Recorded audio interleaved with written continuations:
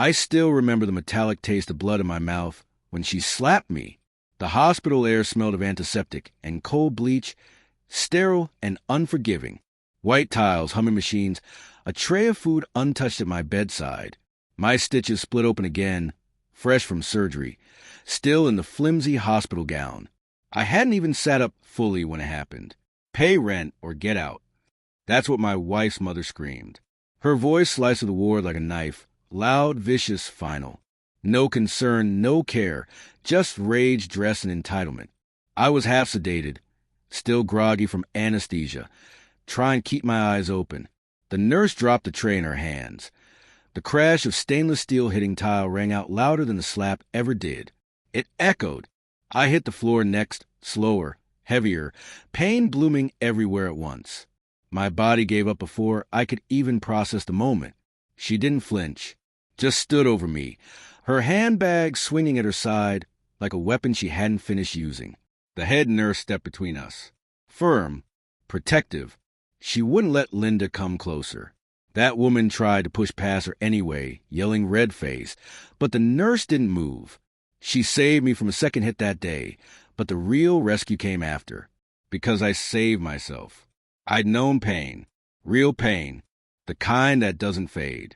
I buried my own mother while still in college, juggled 2 jobs, and worked my hands raw so my wife could find herself. I paid every bill, carried every burden, and all the while, Linda treated me like a charity case. We moved into her house only because she insisted.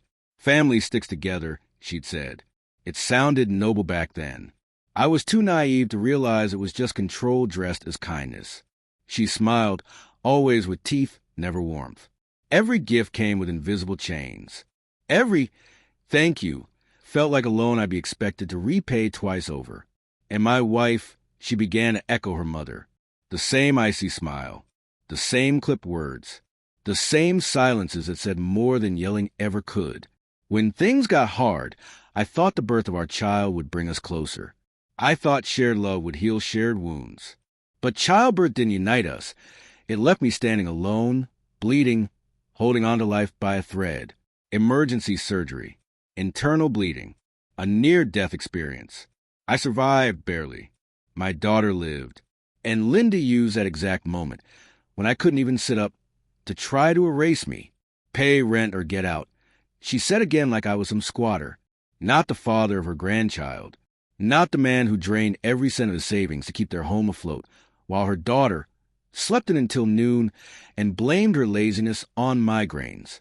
And my wife, she just stood there, silent, behind her mother, watching me crumble. That silence, hers, cost her everything. I didn't fight back, not with words, not that day. I signed myself out early, against medical advice, still weak, wounds fresh.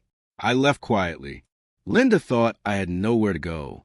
She thought I'd crawl back, but she had no idea who I really was.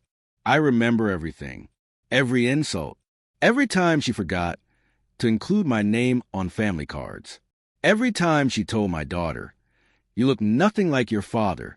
Thank God. Every backhanded comment, disguised as concern. Every time she pretended I didn't belong. 3 days later, I filed for emergency custody, medical neglect, emotional abuse, an unstable household. I had receipts, photos, hospital records, everything. I had a police report filed for the slap. The nurse gave a statement. I'd been quiet for years. They mistook that quiet for weakness. They were wrong. Linda owned the house, sure, but she never filed the property as a rental. No landlord license. No lease agreement. She'd been dodging taxes, regulations, breaking the law for years without realizing someone might call her on it. I wasn't a tenant. I was a long-term guest with rights. And she violated every single one of them. So I filed a complaint with the housing authority. A civil suit for assault. I froze the joint bank account with my wife. She'd never bothered changing the password. She found out when her car was declined at Starbucks. The custody hearing moved quickly. I showed up still pale, still sore, but steady.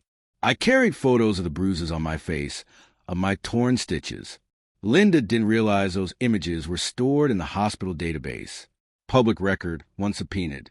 My wife cried on the stand. Linda screamed. The judge didn't flinch.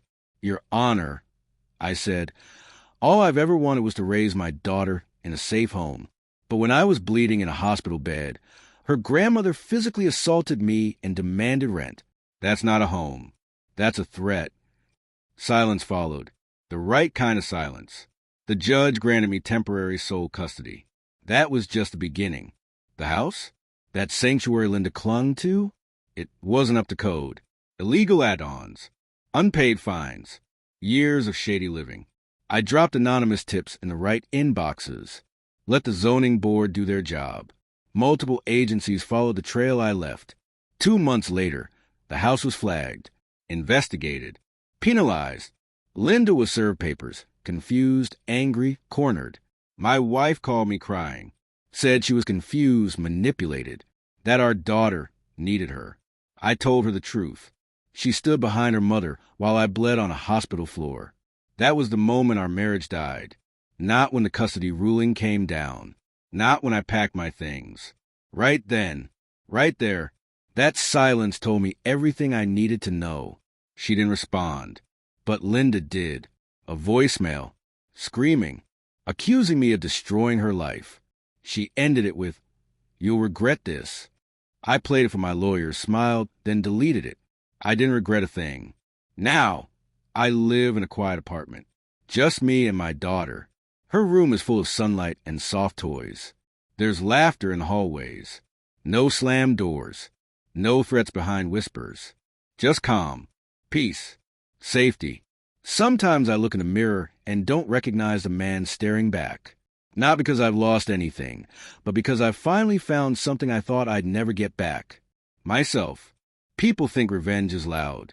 A fist, a scream, a confrontation. But real revenge is silent. It's paper trails. It's strategy.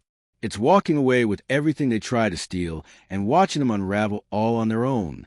And the best part? You don't have to say a word.